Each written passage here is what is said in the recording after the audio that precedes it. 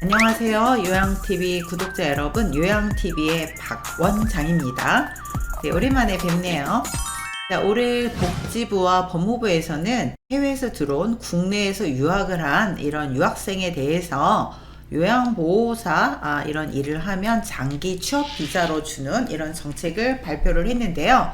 와우! 드디어 우리나라에서도 국내에 부족한 인력들을 해외에서 인력을 수급을 하겠다는 겁니다. 좀 더 자세하게 보도록 할까요? 2024년 요양보호사 양성 지침이 이제 발표가 올 초에 됐죠. 네, 여기를 보면 작년까지는 F2 거주 비자, F4 재외동포 비자, F5 영주 비자, F6 결혼 이민 비자, H2 방문 취업 비자. H2 방문 취업 비자는 취업 비자기는 한데 조선족 같은 재외 동포들에게 주는 비자였었죠. 네. 국내 국민과 외국인들은 이제 이런 비자를 갖고 요양보호사 자격증을 취득해서 일을 하실 수 있으셨는데요. 이제 올해는 이 구직 비자 D10 비자가 추가가 됐습니다.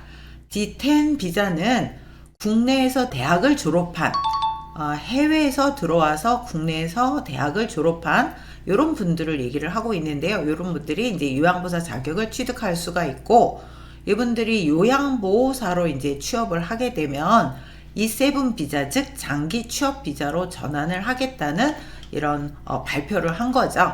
네, 올해는 시범적으로 하겠다고 하는 겁니다. 그래서 올해 이런 것들을 사업을 해봐서 이런 인력 규모나 뭐 총량제나 이런 것들을 이제 매년 3년마다 검토를 해서 정책을 하겠다는 거고, 내년부터 본격적으로 시행을 하겠다는 겁니다. 올해는 어쨌든 시범적으로 하겠다는 거죠. 법무부에서는 올해 1월 4일 취업비자 총량 사정 공표제를 시범 운영하겠다.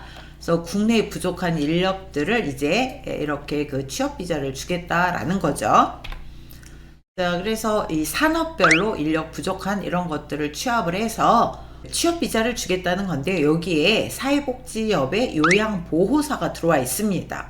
그동안은 해외에서 저희 그 국내로 들어올 수 있는 비자가 없었습니다. 아까 얘기한 그런 뭐 거주비자, 그다음 H2 방문 취업비자, 결혼 이민 비자, 이런 정도밖에 없었는데요. 이제는 해외 인력들이 국내에 들어와서 요양보호사 자격증을 취득을 할 수 있는데 약간의 제한은 있죠. 네. 요양보호 분야에 대략 한 7만 7천 명이 부족하기 때문에 해외 인력을 도입을 하겠다는 거죠. 근데 또 조금 주의해서 보셔야 되는 게, 다른 직종에 대해서는 이제 쿼터제를 두고 있는데 요양보호사 직종은 쿼터제를 아직은 확정을 안 했습니다. 그래서 이런 좀 추이를 봐서 쿼터제를 둘 수도 있고 또 대규모로 유입을 할 수도 있다는 이런 얘기겠죠. 그래서 이 부분에서 복지부의 의견은 조금 더 어떤 의견이냐 하면, 또 해외에서 인력이 너무 많이 들어오면 국내 일자리를 잠식할 수 있고 국내 정서와 맞지 않기 때문에 좀 더 신중하게 검토를 하겠다는 거고, 또 법무부에서는 산업별로 부족한 인력들이 있기 때문에 추이를 보면서 또 이렇게 확정을 하겠다는 거죠. 자, 근데 이 취업비자 총량제는요, 올해 시범적으로 운영하고 내년도에 제도를 본격적으로 운영을 하겠다는 겁니다. 그래서 각 직종별로 관계 부처 간 협업 연구를 통해 중장기 인력 규모 이런 것들을 파악을 해서 이런 외국인의 취업 현황이나 국내에서 여러 가지 또 부작용 이런 것들을 검토를 해서 또 앞으로 계속적으로 이와 관련한 이민 정책도 추진해 나갈 거라고 합니다.